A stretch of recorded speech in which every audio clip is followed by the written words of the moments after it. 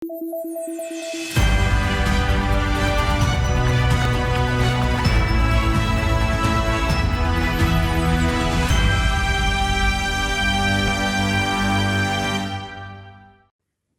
pemirsa, jumpa lagi bersama saya Dewi Sulistia dalam Lampung 8. Sejumlah informasi telah kami rangkai dan siap kami sajikan untuk Anda. Inilah Lampung 8 selengkapnya.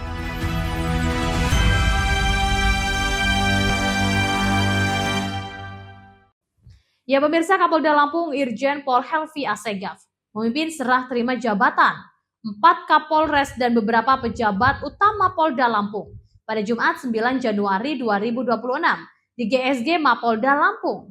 Kapolda mengucapkan terima kasih kepada para Kapolres dan pejabat utama Polda Lampung yang telah mengabdikan diri di Lampung, seraya mendoakan semoga sukses di tempat yang baru.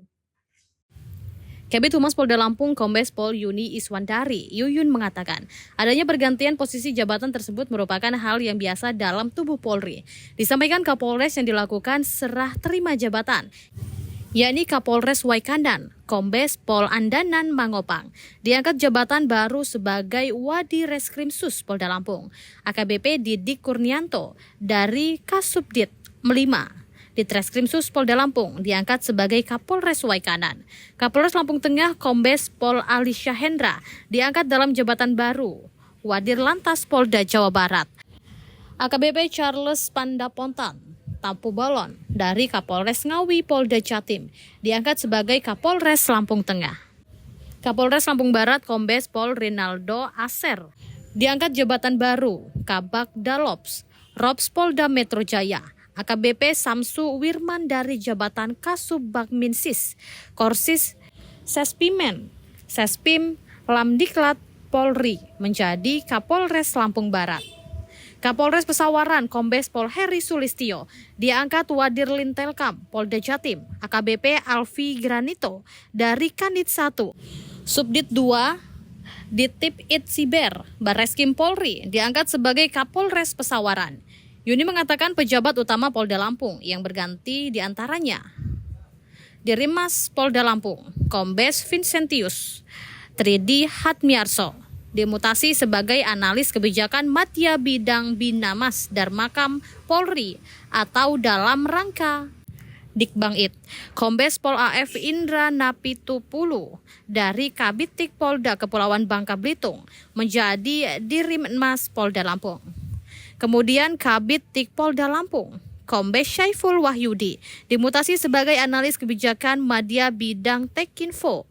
Divtik Polri, Kombes Budiman Sulaksono, dari Auditor Kepolisian Madya TK3 Itwasda Polda Lampung, menjadi Kabid Tik Polda Lampung.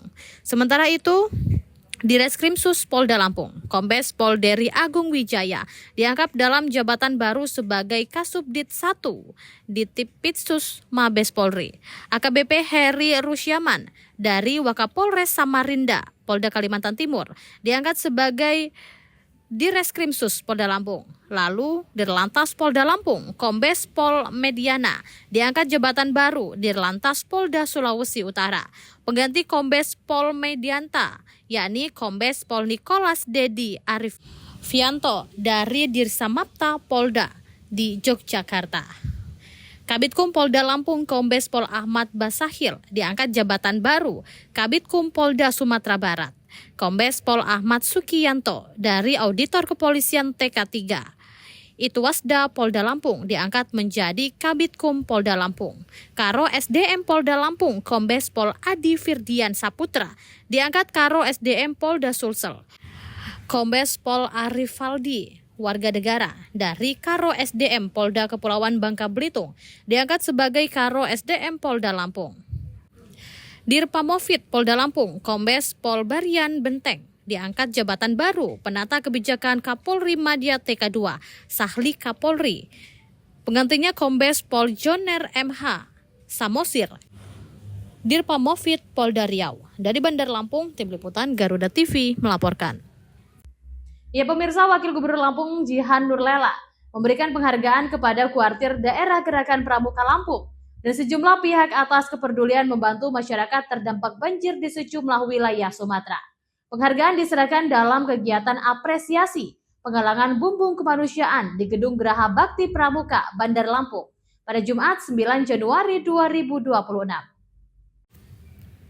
Menurut Jihan, penghargaan ini merupakan bentuk apresiasi atas solidaritas dan semangat kemanusiaan yang ditunjukkan seluruh unsur Gerakan Pramuka Provinsi Lampung dalam membantu korban bencana. Melalui Kuarda Gerakan Pramuka Lampung, penggalangan dana bumbung kemanusiaan dilaksanakan selama 1 bulan, mulai 2 Desember 2025 hingga 1 Januari 2026. Dari hasil penggalangan tersebut terkumpul dana kemanusiaan sebesar 432,9 juta rupiah. Dana kemudian disalurkan melalui kuartir nasional, Gerakan Pramuka, serta kuartir daerah di wilayah Sumatera yang terdampak banjir. Menurutnya, besarnya dana yang berhasil dihimpun mencerminkan tingginya kepedulian dan solidaritas Gerakan Pramuka Lampung. Jihan menegaskan aksi kemanusiaan tersebut sejalan dengan nilai-nilai Trisatya dan Dasar Dharma Pramuka sebagai bentuk pengabdian kepada masyarakat, bangsa, dan negara.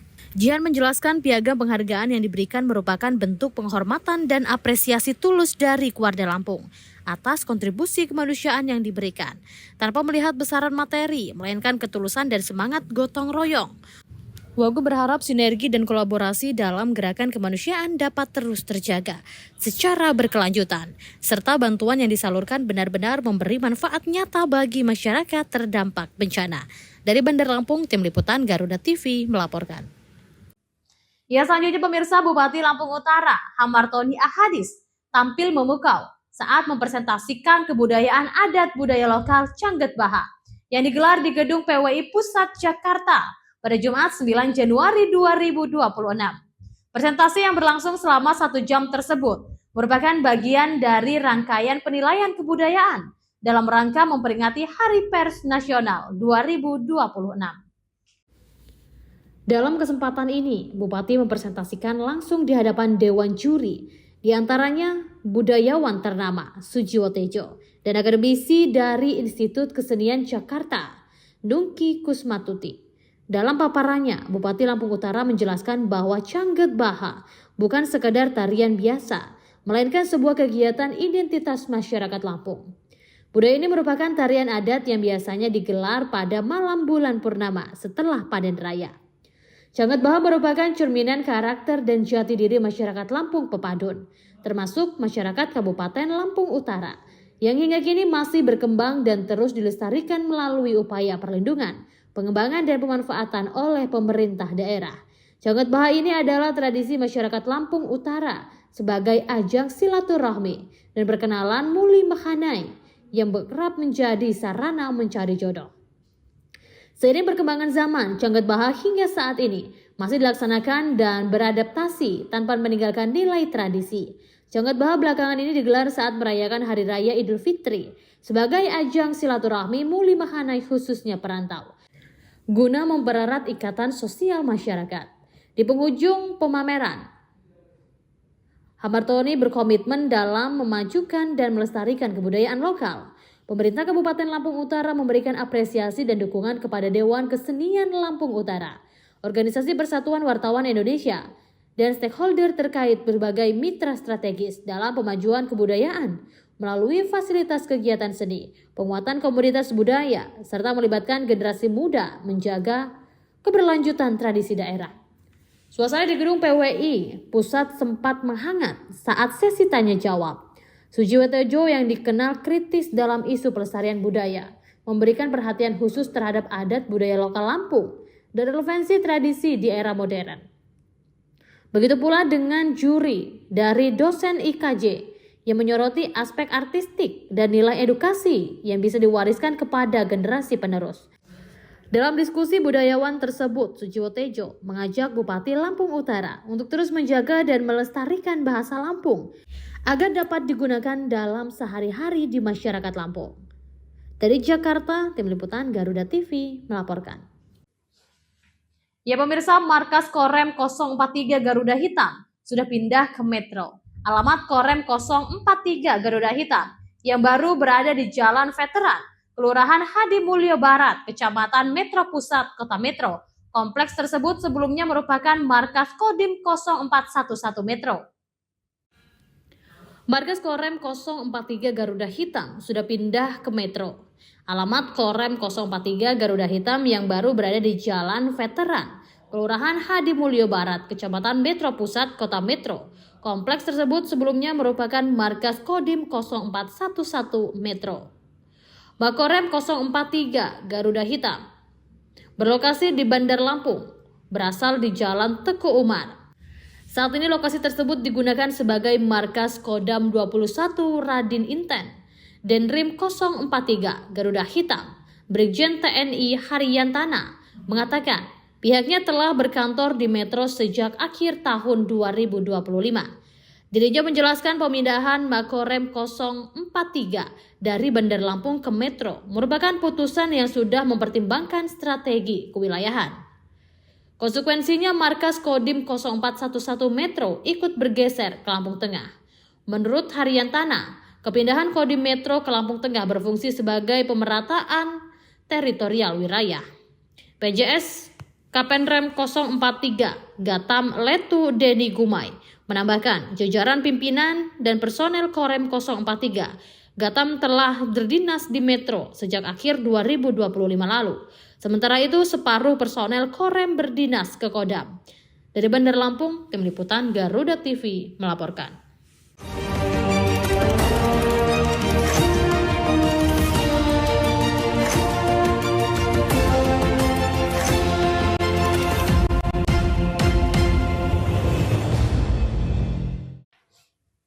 Ya, selanjutnya pemirsa, tawa polos dan sapaan hangat mewarnai halaman sekolah luar biasa Negeri Sudomulyo, Desa Budidaya, Kecamatan Sidomulyo pada Jumat 9 Januari 2026.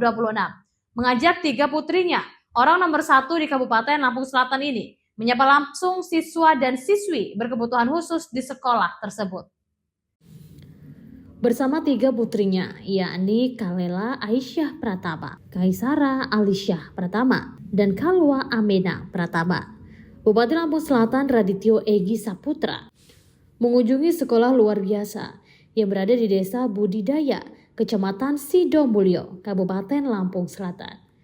Suasana sederhana penuh keakraban tercipta saat Bupati menyapa siswa-siswi berkebutuhan khusus, membawa pesan empati, perhatian dan dukungan moral dari pemerintah daerah. Pada kesempatan itu, Bupati Egi mengungkapkan kesan positifnya saat pertama kali mengunjungi SLB Negeri Sidomulyo. Ia menilai dedikasi para guru sangat luar biasa dalam mendidik siswa-siswi berkebutuhan khusus. Sebagai bentuk kepedulian nyata, Bupati Egi bersama 3 putrinya menyerahkan secara langsung sebanyak 128 paket bingkisan berupa susu UHT dan bukti tulis kepada para siswa, serta 20 paket sembako bagi keluarga siswa yang kurang mampu. Kehadiran Bupati Egi didampingi juga oleh anggota DPRD Lampung Selatan Agus Sartono dan beberapa kepala organisasi perangkat daerah terkait. Pemerintah Kabupaten Lampung Selatan menegaskan komitmen kolektif dalam menjalani kesejahteraan, perlindungan serta pemenuhan hak pendidikan bagi anak-anak berkebutuhan khusus agar tumbuh setara, bermartabat dan memiliki masa depan yang lebih baik. Dari Lampung Selatan, Tim Liputan Garuda TV melaporkan. Ya, selanjutnya pemirsa, korban meninggal dunia dalam kecelakaan maut di depan Gaharu Karwas di Gang PU, Kelurahan Gunung Agung, Kecamatan Langkapura, Bandar Lampung, bertambah menjadi 3 orang. Korban terbaru yang meninggal dunia adalah Bribda Wayan Dewa Pramudia, anggota Polresta Bandar Lampung. Ia mengembuskan nafas terakhir setelah menjalani perawatan intensif akibat kecelakaan yang terjadi pada Minggu 4 Januari 2026. Sebelumnya 2 korban lain lebih dulu meninggal dunia, yakni Bribda Helmi Afriansyah yang wafat pada Minggu 4 Januari 2026 dan Lia Febriani, mahasiswi Universitas Malahayati yang meninggal pada Selasa 6 Januari 2026. Kabar meninggalnya Bribda Wayan Dewa Pramudia dibenarkan oleh Kasih Humas Polresta Bandar Lampung, AKP Agustina Nilawati. Korban sempat mendapatkan perawatan medis di ICU Rumah Sakit Umum Daerah Abdul Muluk. Korban meninggal dunia pada Jumat 9 Januari 2026 sekitar pukul 05.30 waktu Indonesia bagian Barat Ditambahkan jenazah Bribda Wayan Dewa Pramudia dibawa ke rumah duka di Kabupaten Tulang Bawang untuk dimakamkan. Diketahui kecelakaan maut tersebut melibatkan sebuah mobil Toyota Innova hitam bernomor polisi BE1281TP yang ditumpangi 4 orang. Kendaraan tersebut diduga melaju dengan kecepatan tinggi dari arah MBK menuju Kemiling. Dari Bandar Lampung, Tim Liputan Garuda TV melaporkan. Ya pemirsa, Bupati Lampung Selatan Radityo Egi Pratama melakukan peninjauan langsung proyek pembangunan Kampung Nelayan Merah Putih di Desa Ketapang, Kecamatan Ketapang pada Kamis 8 Januari 2026. Kunjungan untuk memastikan proyek strategis nasional tersebut berjalan sesuai rencana dan memberikan manfaat maksimal bagi masyarakat nelayan. Kampung Nelayan Merah Putih merupakan bagian dari program Presiden Republik Indonesia Prabowo Subianto dalam menata kawasan pesisir agar lebih sehat, layak huni, aman, dan produktif. Dalam peninjauan itu, Bupati Egi mengecek secara detail proses pembangunan sekaligus menekankan pentingnya kualitas pekerjaan, baik dari sisi fungsi maupun berkelanjutan kawasan. Bupati Egi menyampaikan bahwa pembangunan Kampung Nelayan Merah Putih menjadi bukti nyata sinergi antara pemerintah pusat dan daerah dalam meningkatkan kesejahteraan masyarakat pesisir. Menurutnya pembangunan ini sepenuhnya selaras dengan program Presiden untuk meningkatkan tarif hidup masyarakat nelayan melalui penataan kawasan yang lebih modern dan terpadu. Selain aspek estetika kawasan, Bupati Egi juga memberi perhatian serius pada faktor keamanan bangunan, khususnya dari potensi bencana alam, seperti banjir, rob, dan pasang air laut. Ia meminta agar seluruh konstruksi benar-benar memperhitungkan kondisi geografis wilayah pesisir. Menanggapi hal tersebut, Kepala Proyek KNMP dari PT Adikarya Perseo Tbk, Chandra menjelaskan bahwa pihaknya telah menerapkan langkah mitigasi dengan meningkatkan elevasi lahan kawasan. Dijelaskan pihaknya melakukan urugan tanah hingga mencapai elevasi tertentu, sehingga posisi bangunan berada jauh lebih tinggi dari permukaan air laut maupun jalan di sekitarnya. Ditambahkan Chandra, area yang sebelumnya rendah kini telah ditimbun hingga setinggi sekitar 2 meter sebagai standar keamanan jangka panjang. Tak hanya diproyeksikan sebagai kawasan permukiman nelayan, KNMP juga dirancang menjadi destinasi wisata baru di Lampung Selatan. Selain itu, Bupati Egi memberikan arahan khusus terkait penataan aksesibilitas kawasan, terutama penyediaan lahan parkir yang memadai dan mudah dijangkau pengunjung. Bupati menyarankan lokasi parkir dibuat sedekat mungkin dengan titik wisata. Akses yang mudah akan membuat wisatawan merasa nyaman dan tertarik untuk datang. Dari Lampung Selatan, Tim Liputan Garuda TV melaporkan. Ya, selanjutnya pemirsa, kader Ikatan Pelajar Muhammadiyah harus terus menggembleng diri, menyiapkan diri jadi calon pemimpin, bukan saja pimpinan di internal Perserikatan Muhammadiyah, tapi juga pimpinan bangsa. Diingatkan bahwa ke depan tantangan zaman semakin kompleks, karena kader IPM selain cerdas juga harus berakhlak mulia dan adaptif. Pelatihan kader Madya Taruna melatih 3 Ikatan Pelajar Muhammadiyah yang digelar di Komplek Perguruan Muhammadiyah Waibangur, Lampung Timur, 14 hingga 18 Januari 2026 terasa sangat istimewa. Sejumlah tokoh dan orang penting hadir pada acara pembukaan Jumat 9 Januari 2026.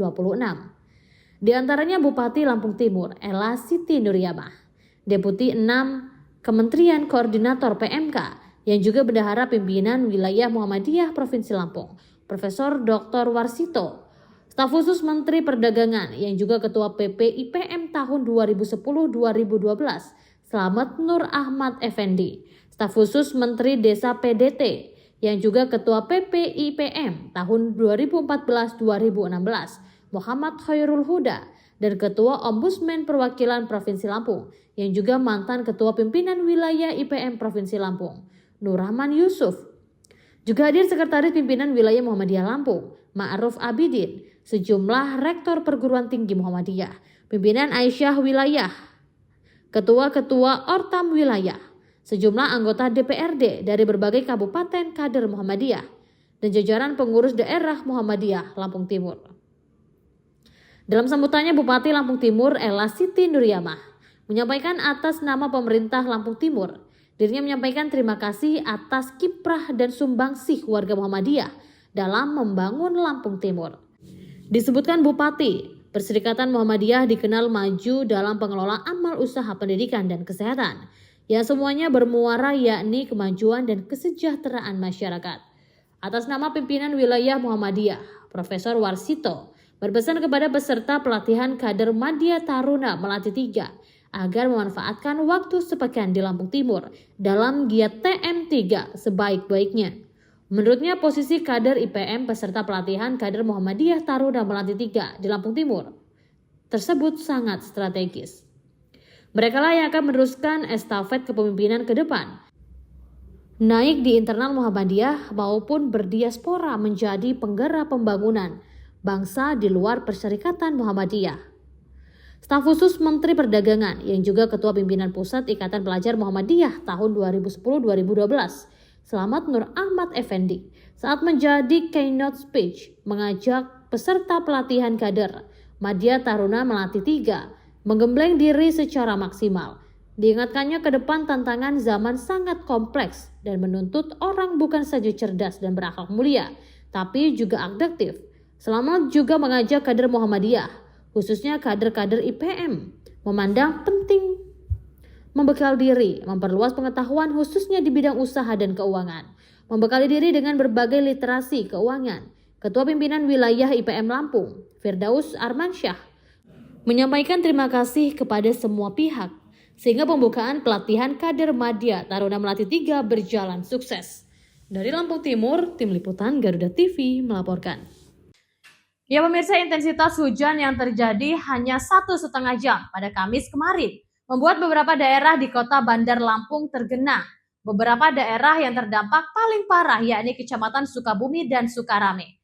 Untuk mencari penyebab banjir, Wali Kota Bandar Lampung Eva Duyana langsung meninjau lokasi pada Jumat pagi 9 Januari 2026. Banjir mengepung kota Bandar Lampung pada Kamis malam. Beberapa lokasi terendam akibat derasnya debit air hujan yang turun. Dua daerah terdampak paling parah yakni Kecamatan Sukabumi dan Kecamatan Sukarame. Dengan intensitas 1,5 jam, air hujan sudah dapat mengendangi dua daerah tersebut dengan ketinggian dengkul orang dewasa. Ini terlihat dalam pantauan di lapangan. Banjir di Jalan Nusa Indah, Jalan Mangga, Jalan Waikanan 4, Jalan Durian 3 RT 5, Lingkungan 1, Kelurahan Waidadi Baru, Kecamatan Sukarame. Warga menduga banjir dipicu adanya timbunan tanah di pinggiran Jalan Bebas Soekarno-Hatta yang menghambat aliran air. Kondisi serupa juga dialami warga di Jalan Pembangunan A5 nomor 121 Waidadi, Kecamatan Sukarame. Rumah warga mulai tenggelam sejak pukul 18.30 waktu Indonesia Barat saat hujan deras mengguyur wilayah tersebut. Ketinggian air bahkan mencapai selutut orang dewasa. Wali Kota Bandar Lampung Eva Duyana langsung meninjau titik penyebab banjir pada Jumat pagi, 9 Januari 2026. Didampingi Kepala Dinas Komunikasi dan Digitalisasi, Feni Devia Lestari, Kepala Dinas Pekerjaan Umum Dedi Sutioso, Kepala Dinas Pemadam Kebakaran dan Penyelamatan Antoni Irawan. Rombongan pertama kali mengecek perumahan Gria Elok Permai 2, Kelurahan Campang Raya, Kecamatan Sukabumi. Di lokasi ini Eva Duyana meninjau aliran kali dan sebuah gudang barang bekas yang diduga menutup jalur air, sehingga menyebabkan kawasan tersebut kerap terdampak banjir. Selanjutnya, rombongan melanjutkan peninjauan ke Kelurahan Sukabumi Indah, selain mengecek aliran sungai. Dari Bandar Lampung, Tim Liputan Garuda TV melaporkan. Di tengah perubahan dan dinamika bangsa, ada isu yang memerlukan sebuah solusi. Bersama narasumber terpercaya, mengulas topik terkini untuk negeri. Terkait dengan RUU perampasan aset yang Live dari Sarinah dan Menara Garuda. Indonesia Kita, Senin sampai Jumat pukul 7 malam hanya di Garuda TV. Ya pemirsa, Komisi 2 DPRD Provinsi Lampung angkat bicara terkait ungkap kasus penyelewengan pupuk subsidi yang dilakukan Polda Lampung. Kasus ini dinilai menjadi peringatan serius agar distribusi pupuk subsidi benar-benar tepat sasaran dan tidak kembali disalahgunakan. Untuk itu, Komisi 2 DPRD Lampung meminta kepada aparat penegak hukum untuk memperketat pengawasan distribusi pupuk subsidi. Ungkap kasus penyewaan pupuk subsidi oleh Polda Lampung beberapa waktu lalu menyita perhatian publik, terutama Komisi 2 DPRD Provinsi Lampung. Anggota Komisi 2 DPRD Lampung, Mikdar Ilyas mengatakan, pengungkapan ini membuktikan masih adanya celah dalam sistem pengawasan pupuk subsidi, khususnya terkait penerimaan yang tidak berhak. Dirinya menegaskan pupuk subsidi semestinya disalurkan sesuai kebutuhan masing-masing kelompok tani. Jika terjadi kelebihan stok, hal tersebut justru membuka peluang terjadinya penyelewengan. Selain pengawasan, Mikdar juga menyoroti pentingnya peran koperasi merah putih dalam membantu petani, terutama yang memiliki keterbatasan finansial saat menebus pupuk subsidi. Dipermainkan sehingga dijual kepada pihak-pihak yang memang tidak layak untuk menerima pupuk subsidi, perusahaan-perusahaan yang tidak layak untuk menerima subsidi, ataupun kepada pihak yang tidak layak untuk menerima pupuk subsidi. Ini kan nggak benar. Sehingga kuota pupuk subsidi yang memang tadinya dialokasikan untuk penerima pupuk subsidi, petani yang tidak mampu beli pupuk yang tidak bersubsidi, ini kan otomatis berkurang. Benar. Sedangkan itu kan sudah dihitung. Komisi 2 DPRD Lampung berencana memanggil pihak-pihak terkait, terutama Dinas Pertanian dan Pupuk Indonesia, guna memastikan kasus serupa tidak kembali terulang. Ia juga berharap media turut berperan menyampaikan informasi kepada masyarakat agar penyelewengan pupuk subsidi tidak lagi terjadi di kemudian hari. Dari Bandar Lampung, Tim Liputan Garuda TV melaporkan. Ya, selanjutnya pemirsa, sidang lanjutan pra-peradilan pemohon Chen Jiong dan termohon Polda Lampung kembali digelar di Pengadilan Negeri Kalianda, Lampung Selatan. Agenda sidang kali ini mendengarkan keterangan saksi ahli pidana dari pihak pemohon. Saksi ahli menyatakan penerbitan surat perintah penghentian penyidikan atau SP3 oleh Polda Lampung memiliki dasar hukum. Sidang lanjutan pra-peradilan dengan pihak pemohon Chen Jiong dan termohon Polda Lampung kembali digelar di Pengadilan Negeri Kalianda pada Kamis siang, dipimpin Hakim Tunggal Anghara Pramudia. Pada agenda ini, saksi ahli pidana dan kriminologi dari Universitas Bayangkara Surabaya, Dr. M. Solihuddin, menyampaikan pandangan hukum terkait penghentian penyelidikan. Ahli menjelaskan dalam hukum acara pidana, menghentikan penyidikan hanya boleh dilakukan atas 3 alasan, yaitu tidak cukup bukti, peristiwa bukan tindak pidana, dan alasan demi hukum. Menurut ahli, alasan demi hukum harus sesuai ketentuan undang-undang, seperti tersangka meninggal dunia atau perkara yang sudah berkekuatan hukum tetap. Istilah pra-peradilan di atas pra-peradilan itu adalah istilah yang tidak tepat. Tidak tepat. Jadi jangan menggunakan istilah itu. Karena objeknya beda-beda. Sesuai objek berarti ini berbeda ini. Dengan kata lain, pra-peradilan itu harus dilihat objeknya. Objeknya apa? Oh, misalnya penyitaan yang tidak sah, kan beda dengan penghentian penyidikan yang tidak sah. Beda pula dengan penetapan tersangka. Menanggapi keterangan ahli tersebut, kuasa hukum Direktur Utama PT Sansiong Steel Indonesia, Vinipong, Aristoteles, menilai keterangan ahli justru menguatkan posisi pihaknya.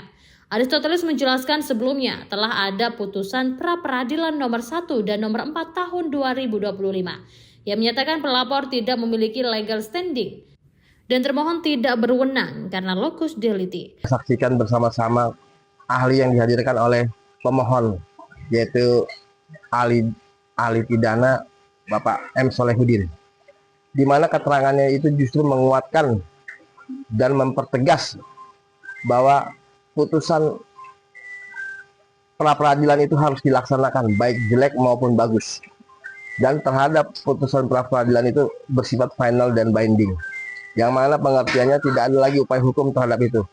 Sehingga dengan demikian keterangan ahli tadi itu sangat menguntungkan bagi kami. Menurutnya permohonan pra-peradilan terhadap SP3 Polda Lampung yang ini diajukan terkesan dipaksakan karena putusan sebelumnya sudah final dan mengikat. Dari Lampung Selatan, Tim Liputan Garuda TV melaporkan. Ya, selanjutnya pemirsa, unit perlindungan perempuan dan anak Satreskrim Polres Pringsewu mengamankan seorang pria berinisial CS berusia 35 tahun, warga Kecamatan Ambarawa, Kabupaten Pringsewu atas dugaan tindak pidana ruda paksa terhadap anak di bawah umur yang merupakan anak tirinya sendiri. Unit Perlindungan Perempuan dan Anak Satreskrim Polres Pringsewu mengamankan seorang pria berinisial CS berusia 35 tahun, warga Kecamatan Ambarawa, Kabupaten Pringsewu, atas dugaan tindak pidana ruda paksa terhadap anak di bawah umur yang merupakan anak tirinya sendiri. Pelaku diamankan petugas di kediamannya pada Jumat 2 Januari 2026, sekitar pukul 14.30 waktu Indonesia bagian Barat. Setelah sebelumnya dilakukan proses penyelidikan berdasarkan laporan masyarakat, Kasat Reskrim Polres Pringsewu, AKP Jones Erwin Parlindungan Sohibing, menjelaskan pengungkapan kasus ini bermula pada Jumat 26 Desember 2025, sekitar pukul 10.00 waktu Indonesia Barat.